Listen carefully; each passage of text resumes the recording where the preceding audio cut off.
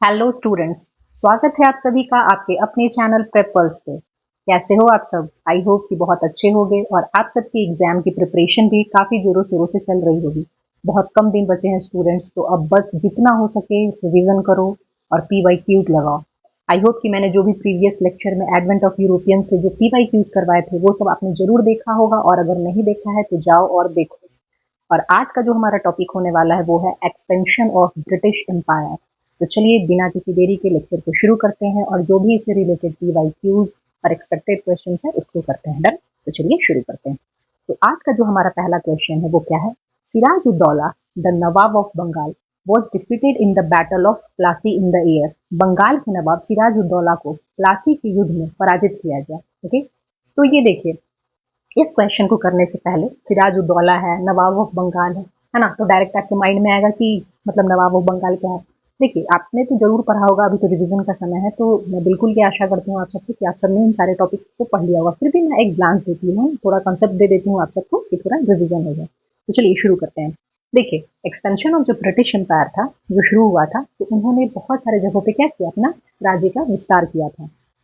इसमें बहुत सारी मेजर स्टेट्स थी, लेकिन हमें जो पढ़ना होता है वो सारे स्टेट्स के बारे में नहीं पढ़ना होता है, कुछ ही मेजर स्टेट्स के बारे में पढ़ना होता है। ठीक है, जिसमें से मैं यहाँ पे 5 मेजर स्टेट्स के बारे में आपको बता रही हूँ, जिसमें से नंबर 1 क्या है था? बंगाल था, मैसूर था, है ना। नंबर 3 पे मराठा, पंजाब एंड अवध, है ना। ये 5 स्टेट्स।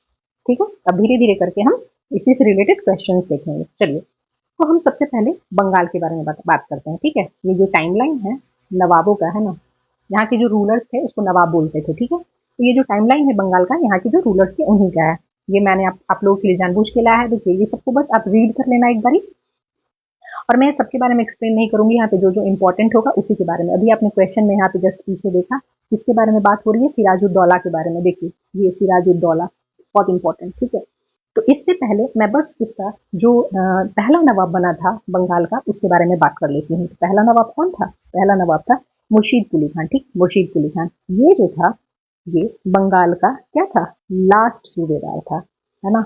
लास्ट सूबेदार ऑफ बंगाल था। एंड और क्या था? फर्स्ट नवाब, है ना। फर्स्ट नवाब ऑफ बंगाल था, है ना, नवाब। तो लास्ट सूबेदार भी था और पहला नवाब था, इसीलिए मैंने इसके बारे में भी आपको एक ग्लांस दे दिया कि थोड़ा आपके दिमाग में रहे। बाकी सबके बारे में मैं बात नहीं करूंगी। और एक और इम्पोर्टेंट, अली वर्दी खान के बारे में बस एक बात अब जान लो कि इसने जो है एक स्टेटमेंट दिया था। क्या स्टेटमेंट दिया था?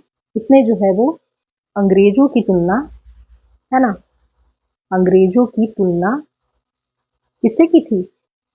मधुमक्खी के छत्ते से की थी। ठीक है, अंग्रेजों की तुलना मधुमक्खी के, सॉरी स्टूडेंट्स, मधुमक्खी के छत्ते से की थी। ठीक है, मधुमक्खी के छत्ते से की थी। डन? ठीक है, तो ये अली वर्दी खान के बारे में कि इन्होंने, इसने जो है, ये पूछ लिया जाता है बहुत बारी, तो ये एक्सपेक्टेड क्वेश्चंस में आ सकता है आपके कि कौन सा वो बंगाल का नवाब था जिसने जो है अंग्रेजों की तुलना मधुमक्खी के छत्ते से की थी? तो वो कौन था? वो था आपका अली वर्दी खान। ठीक है, बाकी मुर्शीद कुली खान के बारे में बता दिया। अब हम बात करते हैं सिराजुद्दौला के बारे में। ठीक है, तो ये जब नवाब था, ठीक है, तो ये जो था इसके बारे में हम बात करते हैं आगे। देखिए, सिराजुद्दौला के बारे में हम मेनली 3 घटना जो था ये इसी के बारे में बात करेंगे। ठीक है, सबसे पहले क्या था? सबसे पहले था आपका इंसिडेंस ऑफ ब्लैक होल, यानी कि ब्लैक होल की घटना, अलीनगर की संधि और बैटल ऑफ प्लासी। इसी 3 घटना जो सबसे इंपॉर्टेंट है, इसी के विषय में हम लोग बात कर रहे हैं। ठीक है, देखिए इस समय क्या हो रहा था, सिराज जो है, मतलब जो कलकत्ता में अंग्रेजी सेना थी वो क्या कर रही थी? उनका जो फोर्ट था, उनका जो किला था, उसका फोर्टिफिकेशन कर रही थी, किला बंदी कर रही थी। देन अब इस किलाबंदी से क्या हो रहा था? प्रॉब्लम्स क्रिएट हो रहा था। किसको? सिराज को। क्यों? क्योंकि देखिए, ये बंगाल का नवाब था और कलकत्ता कहाँ? बंगाल में ही था। तो अंग्रेजों ने जो है वो क्या किया था? सिराज से परमिशन नहीं ली थी, कोई भी अनुमति नहीं ली थी किलाबंदी करने के लिए। आखिर वो किलाबंदी कर क्यों रहे थे? ये सब थर्ड पैनेटिक वॉर का पार्ट है। ठीक है, जिसको हम बाद में डिटेल में पढ़ेंगे। अभी मैं आपको बस पॉइंट टू पॉइंट बात बता रही हूँ, ज्यादा डिटेल में नहीं जाएगी। ठीक है, तो बस सिराज से अनुमति नहीं लेते हैं अंग्रेज, इसलिए उसने क्या किया वहां पे? पहले तो उसने संदेश भिजवाया कि तुम किलाबंदी बंद करो। ठीक है, लेकिन अंग्रेज नहीं मानते हैं, इसलिए क्या होता है, सिराज जो है वो ट्रुप्स भेजता है ना, सेना भेजती है कहाँ पे, कलकत्ता में ब्रिटिशर्स को पनिश करने के लिए, ठीक है, क्योंकि वो बिना विदाउट परमिशन क्या कर रहे थे, वहां पे फोर्टिफिकेशन कर रहे थे, किलाबंदी कर रहे थे। और इसी की वजह से क्या होता है यहाँ पे, इंसिडेंट्स ऑफ ब्लैक होल, यानी कि ब्लैक होल की घटना हो जाती है। और ये घटना कब घटी थी, ये घटना जो है वो कब हुई थी, 20 जून 1756, है ना, 1756 में हुई थी। और इसमें ये माना जाता है कि बहुत सारे अंग्रेज तो भाग गए थे, लेकिन 146 अंग्रेज बच गए थे, जिसमें से एक कमरे में इन 146 अंग्रेजों को क्या कर दिया गया था, बंद कर दिया गया था, डन। और इसके बाद इसमें बचते कितने हैं, 123 मर जाते हैं, और ओनली 23 ही अंग्रेज क्या होते हैं, इसमें बचते हैं, ठीक है। 146 में से 123 मारे जाते हैं और बस 23 ही बचते हैं। और ये किसका स्टेटमेंट है, ये स्टेटमेंट जो है वो जेजेड हालवेल का है, जो कि इसमें सा मतलब इस जो घटना घटी थी पूरी, इसमें का एक सर्वाइवर था, ठीक है, वो बच गया था उस कमरे में।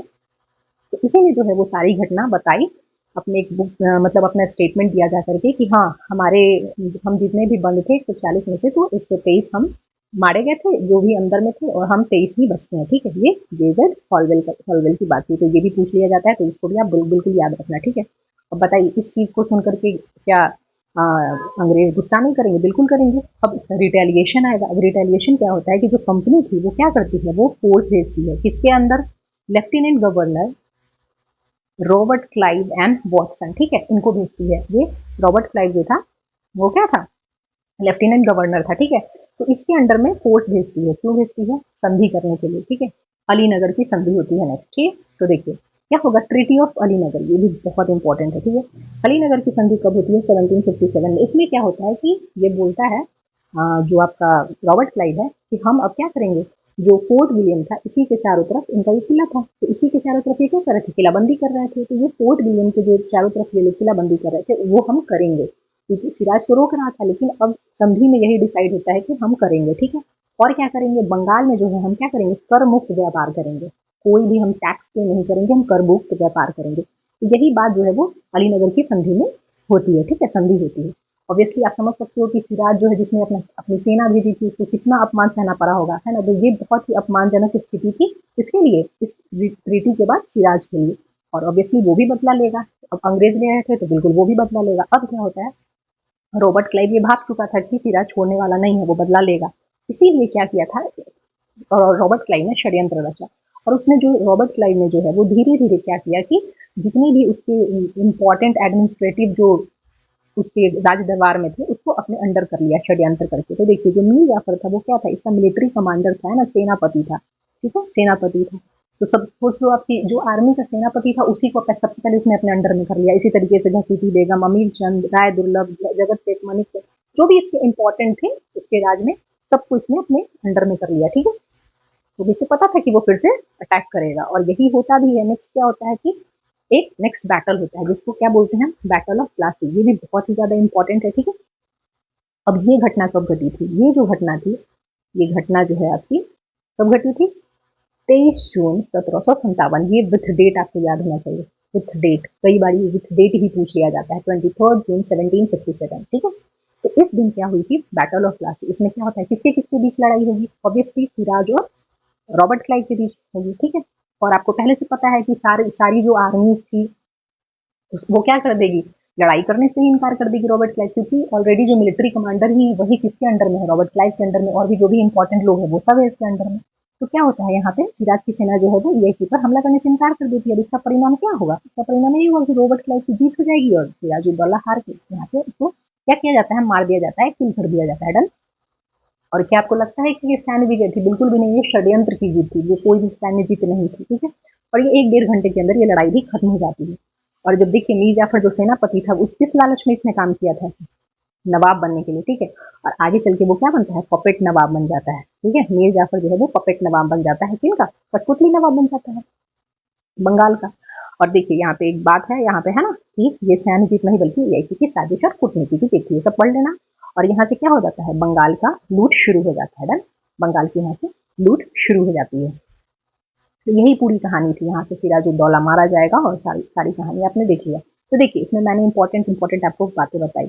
सबसे पहले मैंने क्या बताया आपको, 5 स्टेट्स के बारे में बता दिया। उसके बाद हमने बंगाल से शुरू किया, तो मैंने बताया कि देखिए ये जो टाइमलाइन है इसमें मुर्शीद कुली था लास्ट सूबेदार ऑफ बंगाल, ये आप याद कर लेना, लास्ट सूबेदार ऑफ बंगाल और फर्स्ट नवाब। बस अली वर्दी खान ने क्या बोला था, अंग्रेजों की तुलना मधुमक्खी के छत्ते से की थी। डन। बस सिराजुद्दौला के बारे में हम आ जाएंगे, ठीक है। सिराजुद्दौला में मैंने बताया 3 important incidents of black hole है ना, अलीनगर की संधि और प्लासी का युद्ध, ठीक है। बस ब्लैक होल में आपको ज्यादा कुछ याद नहीं रखना है, ये याद रख लेना 20 जून 1756 में हुआ था। और जे ढालवेल के अकॉर्डिंग, क्योंकि ये एक सर्वाइवर था इसलिए इसने बताया था कि 146 में से 123 मारे गए थे और 30 में बचे थे। डन। और इसी के लिए संधि करने के लिए रॉबर्ट क्लाइव और वॉटसन को क्या बोलता है, बुलाया जाता है। और संधि होती है किस चीज की, अलीनगर की। बस अलीनगर की संधि होती है, यही याद रखना है। इसमें क्या होता है, ज्यादा कहानी जानने की आपको जरूरत नहीं है। बाकी याद करने के लिए आप कर सकते हो कि फोर्ट विलियम में जो है वो किलाबंदी हम करेंगे और करमुक्त व्यापार करेंगे पूरे बंगाल में। और ठीक है, फिर अगली घटना क्या हो जाती है, बैटल ऑफ प्लासी। इसको विथ डेट बिल्कुल याद कर लेना, डबल स्टार मैंने कर दिया है। बस बाकी तो सिराजुद्दौला की हार होती है, उसमें मारा जाता है, रॉबर्ट क्लाइव की जीत हो जाती है। डन। और पपेट नवाब आगे कौन बनता है, मीर जाफर बन जाता है। देखिए टाइमलाइन में भी होगा यहाँ पे आगे, सिराजुद्दौला के बाद कौन, मीर जाफर है। डन। तो आई होप ये सब समझ लिया होगा। चलिए क्वेश्चन पे हम अपने आ जाते हैं। क्वेश्चन क्या था हमारा, Sirajuddaula the nawab of Bengal was defeated in the battle of Plassey. यही था ना कि बंगाल के नवाब सिराजुद्दौला को प्लासी के युद्ध में पराजित किया गया, किस वर्ष, हमने देखा अभी 1757। ठीक है, ये हमारा ए ऑप्शन जो है वो करेक्ट आंसर हो जाएगा। चलिए अपने अगले क्वेश्चन की तरफ चलते हैं। चलिए अब जो हमारा क्वेश्चन है वो क्या है, who was the nawab of Bengal during the battle of Plassey. बहुत ईजी हो गया आप सबके लिए, कौन था बैटल ऑफ प्लासी के दौरान बंगाल का नवाब, कौन था, सिराजुद्दौला। ठीक है, सिराजुद्दौला था। चलिए नेक्स्ट क्वेश्चन। देखिए एक आप मैंने पूरा बता दिया ना, आप इससे रिलेटेड बहुत सारा क्वेश्चन बन सकता है। अभी डेट पूछ लेगा, बस आपको ये एक्सपेक्टेड क्वेश्चन देखना है कि क्या क्या क्वेश्चन बन सकते हैं, जैसे मैंने इसमें बता दिया, बस वही करना है। वैसे ही क्वेश्चन पूछा, अभी आप देख लो कि 2021 में पूछा जा चुका है ये क्वेश्चन। ठीक है, चलिए नेक्स्ट क्वेश्चन पे चलते हैं। In this year was the battle of Buxar for, Buxar का युद्ध किस वर्ष लड़ा गया। चलिए ये भी एक बहुत इंपॉर्टेंट घटना है बैटल ऑफ बक्सर की। चलिए इसके लिए हम थोड़ा स्टोरी देख लेते हैं, थोड़ा सा कंसेप्ट देखिए। मैंने मीर जाफर तक आपको बता दिया, अब अगला जो बंगाल का नवाब बनता है ना, एक बार टाइमलाइन में हम पीछे चलते हैं। देखिए मीर जाफर था, अब अगला जो नवाब बनता है वो कौन बनता है, मीर कासिम बनता है। और इसी का ये सन इन लॉ होता है, मीर जाफर का ही सन इन लॉ कौन होता है, मीर कासिम बनता है। अगला नवाब यही बनेगा। और देखिए मीर जाफर को भी उन्होंने क्या कर दिया था, कुशासन का आरोप लगा करके, मतलब डचों के साथ वो हो गया, इस वजह से आरोप लगा करके उसको भी क्या कर दिया जाता है, हटा दिया जाता है गद्दी पर से। ठीक है, तो अगला नवाब कौन बन गया, मीर कासिम बन गया। अब मीर कासिम जो था वो भी जो है वो ईआईसी के अंडर में रहकर काम नहीं करना चाहता था, वो एक इंडिपेंडेंट रूलर था। ठीक है, तो उसे ये चीज सही नहीं, बहुत ज्यादा ब्रिटिश ईआईसी जो है वो उसको प्रेशर डाल रही थी कि तुम हमारे अकॉर्डिंग ही काम करो। तो मीर कासिम वो करने के लिए रेडी नहीं था, इसलिए उसने क्या किया, मदद मांग, मतलब कुछ फौज लेकर, कुछ सेना लेकर वो कहाँ चला जाता है, अवध चला जाता है। ठीक है, और अवध में वहां पे नवाब कौन होता है, वहां पे नवाब होता है शुजा उद दौला। ठीक है, तो वहां का नवाब कौन होता है, शुजा उद दौला। और वहां पे ही देखिए उस समय तक मुगल साम्राज्य थी वो भी बहुत वीक हो रही थी। ठीक है, तो यहाँ का जो मुगल सम्राट था वो कौन था, मुगल सम्राट था शाह आलम टू, वो भी अवध में ही आके बैठा था। ठीक है, तो जो मीर कासिम वो कहाँ चला जाता है, वो चला जाता है अवध, ये बंगाल का नवाब था, कुछ सेना लेकर के अवध चला जाता है और वहीं पे मुगल सम्राट शाह आलम टू भी होता है। डन। तो इनके पास ये चला जाता है। डन। इन तीनों का नाम एकदम याद रख लेना। ठीक, बैटल ऑफ बक्सर में बहुत इंपॉर्टेंट है। चलिए अब आगे की कहानी जानते हैं। देखिए जो बैटल ऑफ बक्सर है वो एक क्या है,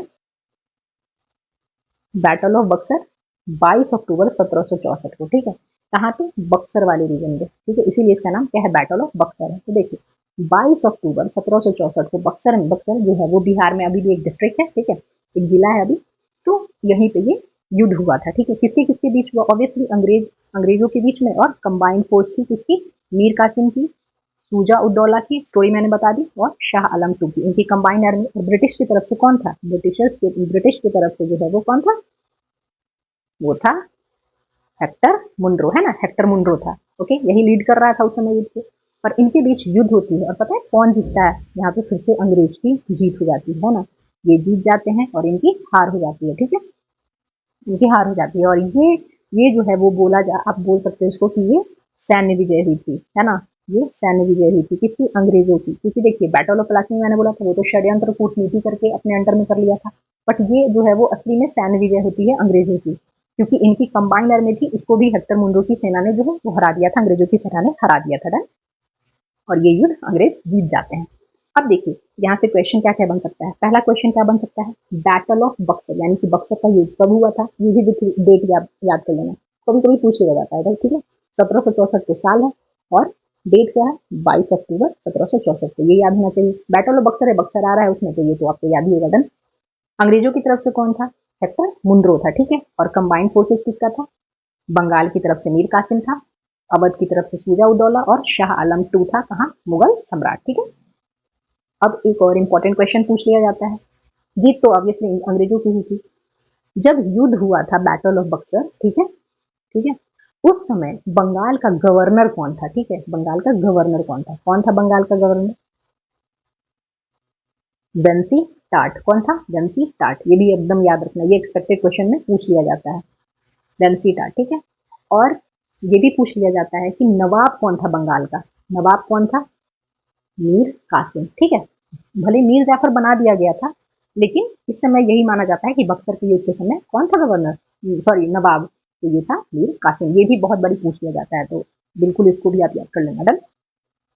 अब देखिए बैटल ऑफ बक्सर के बाद क्या होगा, जब भी युद्ध होता है उसके बाद संधि होती है, ठीक है। तो अब क्या हो जाएगा, इलाहाबाद की संधि होगी। देखिए 1764 में क्या हुआ, 1764 में बैटल ऑफ बक्सर हो गया। अब इसके ठीक अगले वर्ष इलाहाबाद की संधि हो जाएगी, और संधि करने के लिए किसको बुलाया जाएगा, संधि करने के लिए रॉबर्ट क्लाइव को बुलाया जाएगा, ठीक है। रॉबर्ट क्लाइव, याद है ना Robert Clive, battle of Plassey के बाद, है ना, आया था ना वो। तो बैटल ऑफ प्लासी के बाद, मतलब बैटल ऑफ प्लासी में बुलाया गया था उसको, है ना। तो ये संधि करने के लिए किसको बुलाया जाता है, रॉबर्ट क्लाइव को। देखिए मैं आपको एक बार दिखा देती हूँ, बैटल ऑफ प्लासी में रॉबर्ट क्लाइव था ना बैटल ऑफ प्लासी में, तो इस रॉबर्ट क्लाइव को ही क्या किया जाता है, बुलाया जाता है, ठीक है, संधि करने के लिए। तो क्या होता है, फर्स्ट ट्रीटी ऑफ इलाहाबाद और सेकंड ट्रीटी ऑफ, दो ट्रीटी होती है। देखिए पहली ट्रीटी जो थी वो कब हुई थी, 12 अगस्त 1765 को, और दूसरी ट्रीटी कब हुई थी, 16 अगस्त 1765 को, ठीक है। और ये किसके किसके बीच हुई, है ना, between Shah Alam two and, between Shah Alam two and Robert Clive, किसके किसके बीच हुई, शाह आलम टू और रॉबर्ट क्लाइव के बीच में क्या होती है, first treaty of Allahabad. Shah Alam two आपको पता ही है कौन है, कौन है, मुगल एम्पायर है, ठीक है, क्या है, मुगल एम्पायर है ये। और देखिए इसमें क्या होता है, जो इलाहाबाद और करा वाला रीजन होता है वो अवध से लेकर के किसको दे दिया जाता है, शाह आलम टू को दे दिया जाता है, ठीक।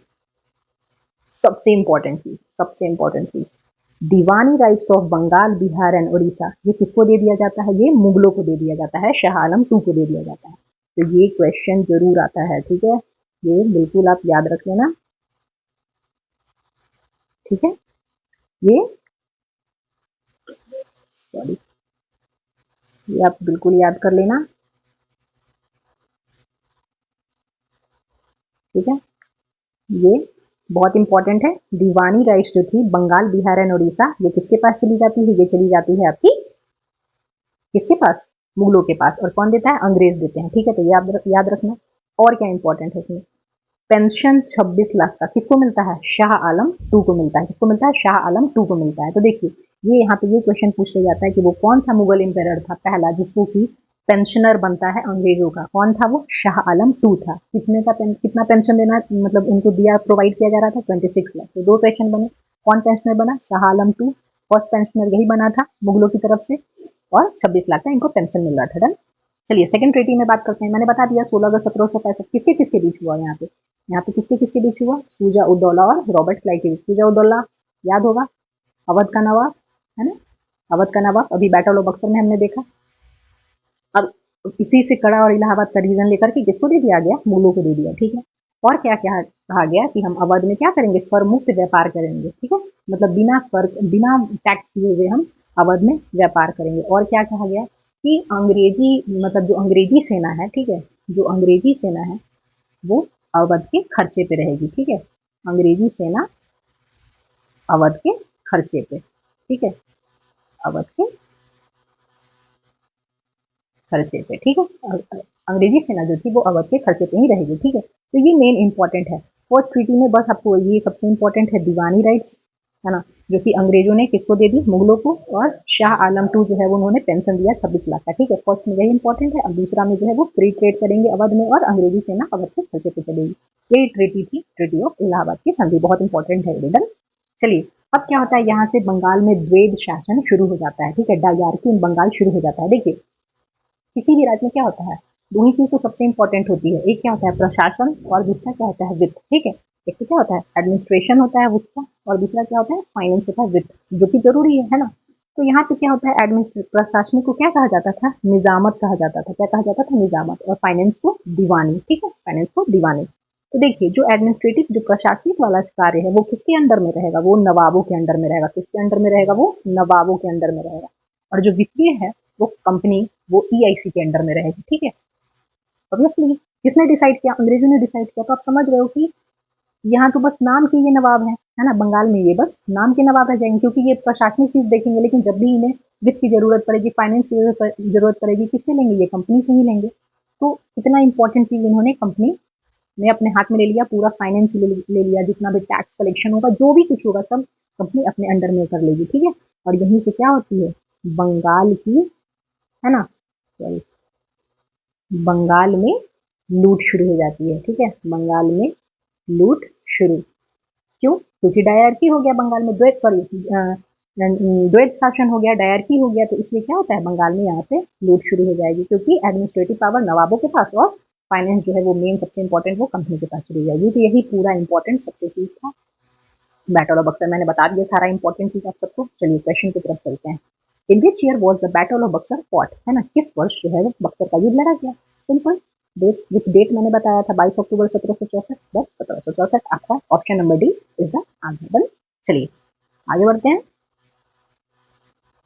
अब हमारा नेक्स्ट क्वेश्चन है, in which year East India Company granted दीवानी राइट्स बाय मुगल्स, है ना, इस वर्ष ईस्ट इंडिया कंपनी ने मुगलों को दीवानी अधिकार प्रदान किए। अभी मैंने प्रीवियस बताया ना, अभी जस्ट पीछे बताया है, कहाँ बताया, यही बताया है ना, दीवानी rights of Bengal, Bihar and Orissa, है ना, अंग्रेजों ने किसको दी, मुगलों को दी। बस, कब दी, अलीनगर के संधि में ही, सॉरी इलाहाबाद की संधि में ही प्रोवाइड की, 1765 में। तो देखा आपने, इस कॉन्सेप्ट से आपका ये क्वेश्चन भी हो गया। चलिए आगे बढ़ते हैं।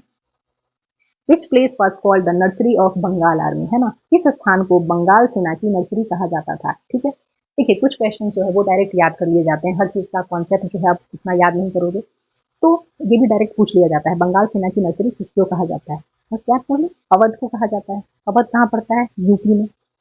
देखिए ऐसा इसलिए कहा जा रहा था क्योंकि जो बंगाल की आर्मी थी ना, बंगाल की जो आर्मी थी, इसका जो है मेजोरिटी में रिक्रूटमेंट कहाँ से हो रहा था, मेजोरिटी में जो है रिक्रूटमेंट वही अवध वाले रीजन से ही हो रहा था। यहीं से जो है वो सेना में भर्ती किया जा रहा था लोगों को, इसीलिए। और अवध आपको पता है यूपी में है, ठीक है, तो इसीलिए जो है उसको nursery of Bengal army Awadh को कहेंगे। ठीक है, चलिए नेक्स्ट क्वेश्चन में आते हैं। Dash is one of the largest palace in India, which is also known Amba Vilas, and it was also the official residence of Wadiyar dynasty. Dash यह भारत के सबसे बड़े महलों में से एक है, जिसे अम्बा विलास के नाम से जाना जाता है, और यह वाडियार राजवंश का आधिकारिक निवास भी था। ठीक है, तो सबसे पहले देखिए यहाँ पर वाडियार राजवंश का जो आधिकारिक निवास था, उसी के बारे में, उस पैलेस का नाम क्या था, उसके विषय में यहाँ पे पूछा जा रहा है। ठीक है, तो उस पैलेस को जानने से पहले हम थोड़ा सा वाडियार डायनेस्टी के बारे में बस जस्ट ग्लांस जान लेते हैं। ठीक है, तो देखिए सबसे पहले मैं बात करूंगी वाडियार वाडियार डायनेस्टी के बारे में। देखिए ये जो वाडियार डायनेस्टी थी, इसका जो एस्टेब्लिशमेंट है, इसकी जो स्थापना थी, वो किसके द्वारा की गई थी, वो की गई थी यदुराय वाडियार के द्वारा। कब की गई थी, 1399 में। ठीक है, यदुराय वाडियार के द्वारा 1399 में। कहाँ पे, मैसूर वाले रीजन में। ठीक है, जो कि विजयनगर साम्राज्य के अंदर आता था। ठीक है, ये इंपॉर्टेंट घटना, ये इंपॉर्टेंट चीज आपने देख ली यदुराय वाडियार के बारे में। अब हम बात करते हैं मैसूर के बारे में। ठीक है, देखिए मैसूर का उदय कैसे होता है, 1565 में, है ना, 1565 में क्या होता है, बैटल ऑफ तालीकोटा हो जाता है। ठीक है, बैटल ऑफ तालीकोटा हो जाता है,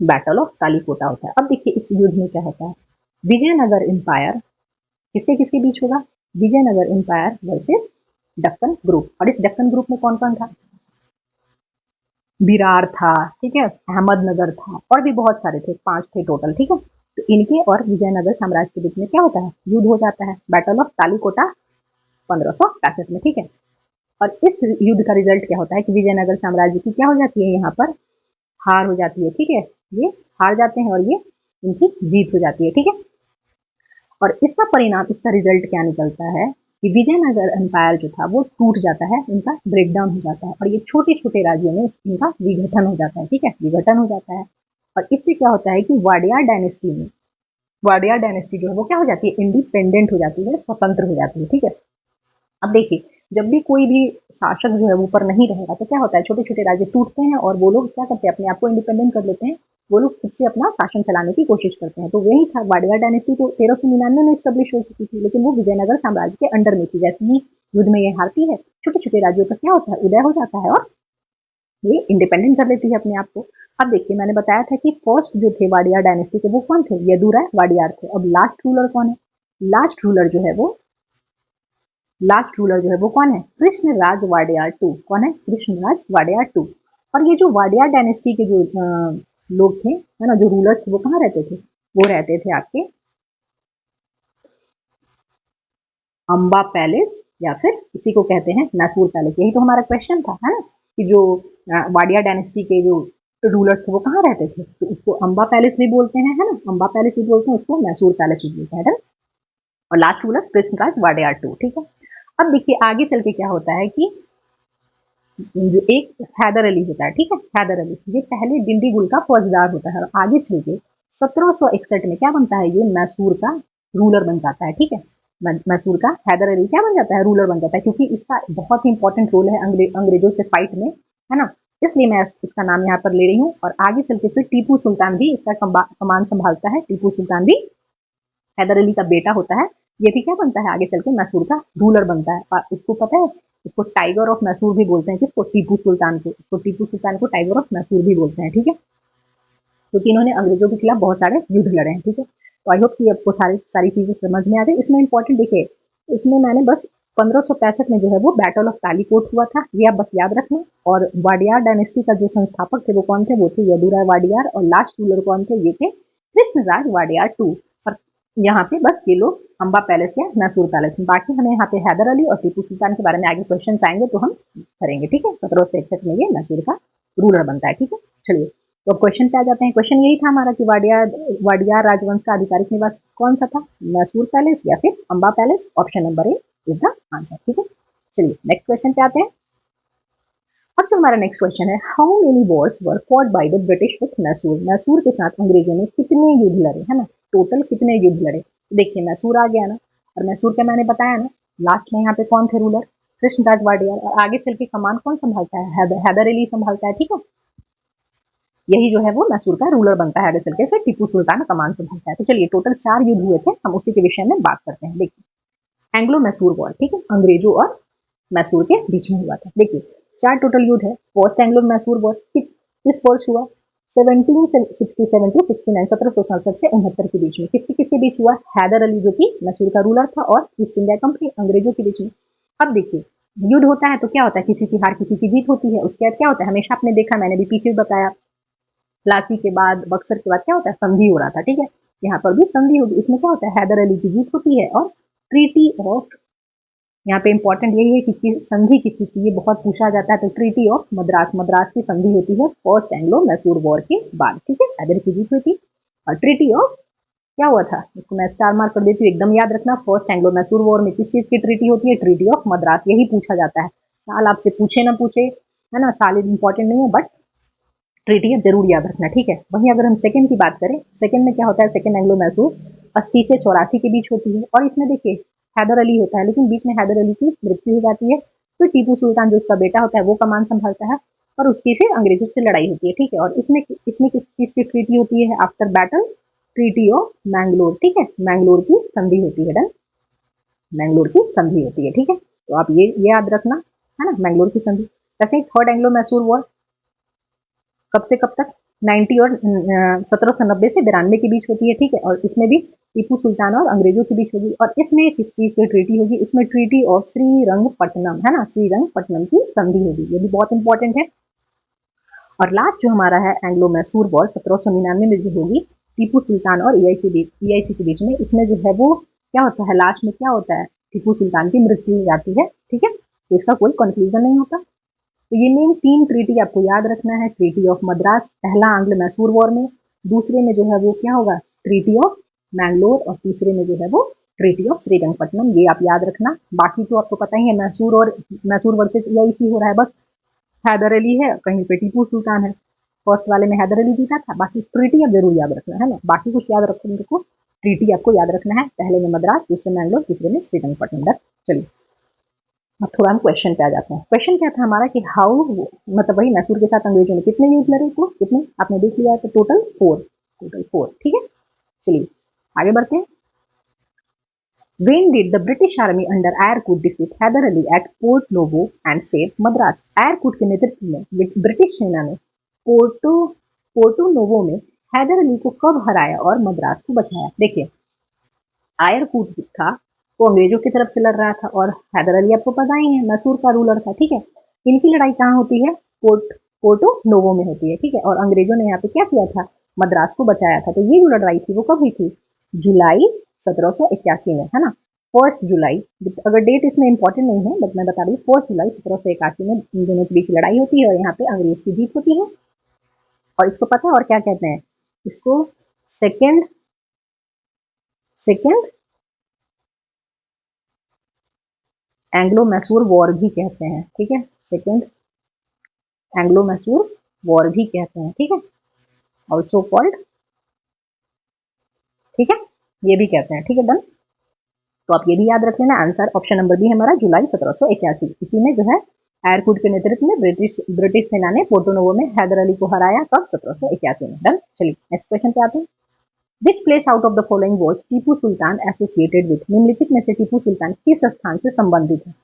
अभी आपने पढ़ा है ना, देखिए 4 ऑप्शन, मद्रास, मैंगलोर, श्रीरंगपट्टनम, यही इन्हीं सारी चीजों की संधि हुई है इनके बीच में।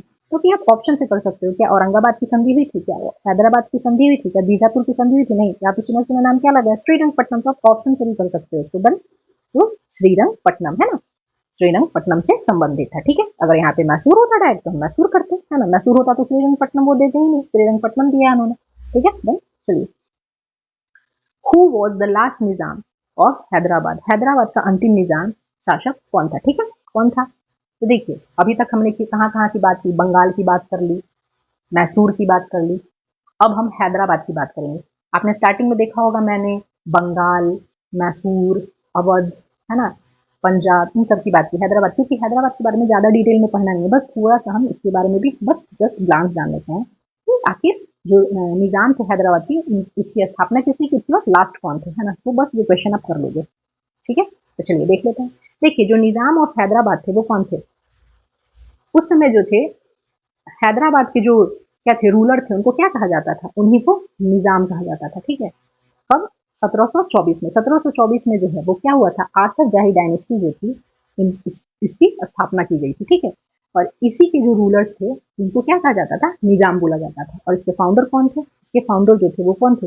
मीर कमर उद्दीन सिद्दीकी। और इन्हीं को क्या कहा जाता था? Asaf Jah first, done. Asaf Jah first इन्हीं को बोला जाता था। अब देखिए, यहाँ पे जो लास्ट निजाम थे वो कौन थे? वो थे मीर कासिम अली खान, ठीक है। और इनका जो रेन था वो कब से कब तक था? इनका जो रेन था वो 1911 से 48 थी। मैं इसलिए बता रही हूँ, इसका रेन इंपॉर्टेंट नहीं है, ये 1948 लास्ट रहेगा, क्योंकि ये इंपॉर्टेंट है 1948 यहाँ पे, इसलिए मैं बता रही हूँ, ठीक है। अब देखिए, जो लास्ट निजाम था हैदराबाद का, मीर उस्मान अली खान, इसी के टाइम पे क्या होता है? ऑपरेशन पोलो होता है। क्या होता है? ऑपरेशन पोलो। अब ये ऑपरेशन पोलो क्यों इंपॉर्टेंट है? देखिए, आपको पता होगा कि हमारा जो अभी इंडिया में जो स्टेट्स हैं हमारे, देन वो ऐसे ही तो नहीं बने थे। सरदार वल्लभ भाई पटेल का इसमें बहुत इंपॉर्टेंट रोल था। उन्होंने क्या किया था? जितने भी अभी अभी आप स्टेट्स देख रहे हो उनको इंटीग्रेट किया था, ठीक है, हमारे भारत में मिलाया था। तो जो भी उस समय प्रिंसली स्टेट्स थे उन सब से जाकर के क्या हुआ था? मिलाया था। तो इसीलिए वो एक बहुत ही इंपॉर्टेंट रोल प्ले करते हैं। तो ऑपरेशन पोलो के तहत जो इंडियन आर्मी थी, है ना, उसी के तहत वो क्या करता है? जो मीर उस्मान अली खान था वो सरेंडर करता है, ऑपरेशन पोलो उसका नाम दिया जाता है, और 1948 में क्या होता है? हैदराबाद जो है वो भारत में विलय हो जाता है, मिल जाता है, ठीक है। आपको पता है अभी आंध्र प्रदेश की कैपिटल है कौन? हैदराबाद, डन। तो यहाँ पे क्वेश्चन यही पूछा गया है कि लास्ट निजाम कौन था हैदराबाद का? कौन था? मीर उस्मान अली खान, ठीक है। और ये जो था हैदराबाद जो है वो क्या था? उस समय फ्यूडल, सबसे बड़ा फ्यूडल स्टेट भी था, डन, बिगेस्ट फ्यूडल स्टेट भी था, डन। तो चलिए, ये आपका हो गया डन, ऑपरेशन पोलो याद रहेगा आपको। चलिए आगे बढ़ते हैं। और हाँ, एक और चीज मैं आपको यहाँ पे बता रही हूँ, ऑपरेशन पोलो आपने यहाँ पे देख लिया, ठीक है। ऑपरेशन पोलो से ही रिलेटेड एक और चीज मैं बताती हूँ। ऑपरेशन पोलो नहीं, ऑपरेशन ऑपरेशन विजय, ठीक है, ऑपरेशन विजय। देखिए, ऑपरेशन विजय आप पूछ रहे हो किस चीज से रिलेटेड है? ये जो है वो 1961 में ऑपरेशन विजय गोवा गोवा के लिए किया गया था, ठीक है। ऑब्वियसली सरदार वल्लभ भाई पटेल का ही रोल था। गोवा जो है आप जानते हो कि अभी हमारा इंडियन स्टेट है, वो गोवा जो है वो भारत में कैसे मिला था। मैंने आपको स्टार्टिंग में बताया था, देखिए लगता है ये क्वेश्चन नहीं आया था उस समय जो मैंने प्रीवियस लेक्चर में करवाया था कि क्या हुआ था उस समय पुर्तगालियों का शासन था, है ना। और 1510 में मैंने आपको बताया था कि 1510 में अल्फांसो दी अल्बुकर्क जो था वो उसने जीता था, है ना। और बाद में जो है वो नीनो दी कुन्हा इसको हेडक्वार्टर बनाता है गोवा को, ठीक है, किसके, कोचिन टू गोवा, पहले कोचिन फिर गोवा को बनाता है। और ये पुर्तगालियों के अंडर में ही गोवा होता है, ठीक है। लेकिन आगे चल के 1961 में क्या होता है, 1961 में ऑपरेशन विजय के तहत, है ना, ऑपरेशन विजय के तहत इसको भारत में मिलाया जाता है।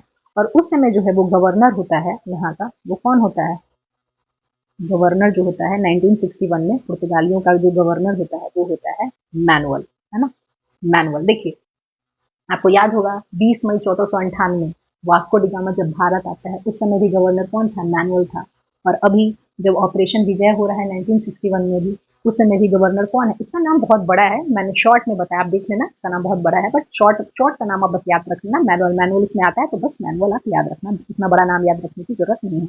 और हाँ, ये भी इसमें कभी कभी पूछ लिया जाता है पुर्तगालियों में कि जब भारत आजाद हुआ था 1947 में, उस समय वहां पे पुर्तगालियों की तरफ से जो है वो गवर्नर कौन था, उस समय था बोसा, है ना, बोसा। ये पूछ लिया जाता है कि आजादी इंडिपेंडेंस के समय कौन था पुर्तगालियों की तरफ से गवर्नर, वो था बोसा। और ऑपरेशन विजय जो कि 1961 में हुआ था उस समय कौन था गवर्नर, उस समय था मैनुअल डन। और ऑपरेशन पोलो जो कि हैदरा, ये तो आपका पुर्तगाल से रिलेटेड है ना, ये किससे रिलेटेड है ऑपरेशन विजय, ये पुर्तगाल से रिलेटेड है, डन, ये पुर्तगाल से रिलेटेड है। थोड़ा इसको मैं हाईलाइट कर दे रही हूँ ताकि आपको ध्यान रहे। और बाकी ऑपरेशन पोलो किससे रिलेटेड है, ये हैदराबाद से रिलेटेड है।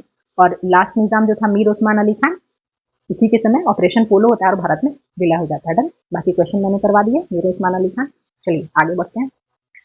Dash was the largest feudal states before India's independence, Bharat की स्वतंत्रता से पहले सबसे बड़ा सामंती राज कौन था। अभी मैंने बताया ना लार्जेस्ट फ्यूडल स्टेट कौन था इंडिपेंडेंस से पहले, हैदराबाद, है ना, हैदराबाद। अभी जस्ट मैंने बताया, आपको सारा कुछ बता दिया हैदराबाद से रिलेटेड, शॉर्ट में बताया, है ना, पॉइंट टू पॉइंट। चलिए नेक्स्ट आगे बढ़ते हैं। In which city Tipu Sultan mosque is located, है ना, टीपू सुल्तान मस्जिद किस किस शहर में स्थित है, किस किस शहर में स्थित है, बस इसको भी आप डायरेक्ट याद कर लो, किस शहर में है, तो वो है कोलकाता में, ठीक है। देखिए अब यहाँ पे हम देख लेते हैं टीपू सुल्तान का जो यंगेस्ट सन था, यंगेस्ट सन वो था गुलाम मोहम्मद, है ना, गुलाम मोहम्मद। और यही जो है वो 1842 में 1842 में क्या बनवाता है, मॉस्क बनवाता है टीपू सुल्तान का। कहाँ पे बनवाता है, कोलकाता में, ठीक है, कोलकाता में, डन। तो कुछ मैंने एडिशनल इन्फॉर्मेशन दे दिया। उसका बेटा बनवाता है टीपू सुल्तान का जिसका नाम था गुलाम मोहम्मद, और कहाँ पे, कौन सा साल था 1842, और कहाँ पे बनवाया, कोलकाता में। बस तो कौन सा सिटी हो गया, कोलकाता। हालांकि इतना नहीं पूछेगा, मैंने बस जस्ट आपको बता दिया है, ग्लांस दे दिया। तो ऑप्शन नंबर सी के साथ जाएंगे, इसका आंसर है कोलकाता, डन। चलिए आगे बढ़ते हैं। चलिए the Asafi Imambara built by Asaf ud-Daula is located in, Asaf ud-Daula द्वारा निर्मित आसाफी इमामबाड़ा कहाँ स्थित है, ठीक है। चलिए सबसे पहले हम जान लेते हैं आसफ उद्दौला के बारे में, ज्यादा नहीं बस थोड़ा सा। आसफ उद्दौला जो है वो क्या था, ये जो है वो लखनऊ का नवाब था, है ना, नवाब ऑफ लखनऊ। अब देखिए लखनऊ का नवाब है तो आंसर तो आप यहीं से कर ले जाओगे, ठीक है। और इसने क्या बनवाया था, इसने असाफी इमाम बाड़ा बनवाया था। और असाफी इमाम बाड़ा को और क्या बोलते हैं, बड़ा इमाम बाड़ा, है ना, बड़ा इमाम बाड़ा।